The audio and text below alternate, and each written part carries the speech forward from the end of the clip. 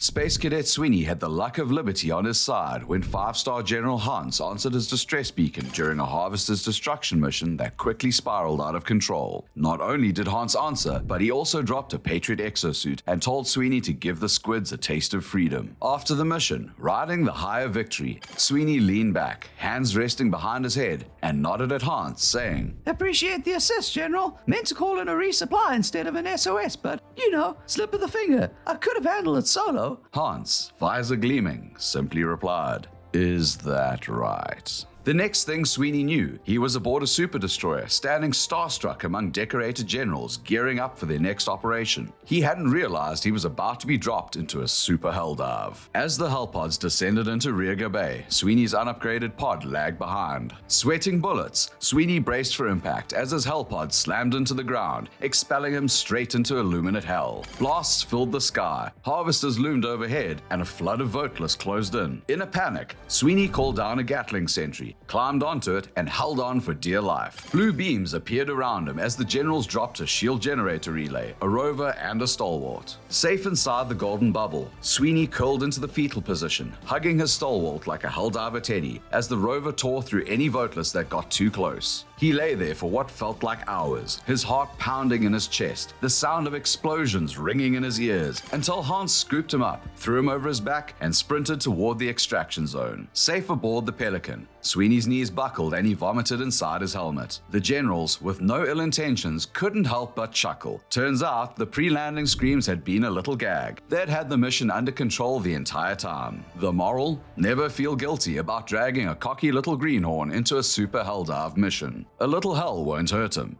but a lot of hell? That'll teach him to stay humble while delivering managed democracy. Or super and democracy.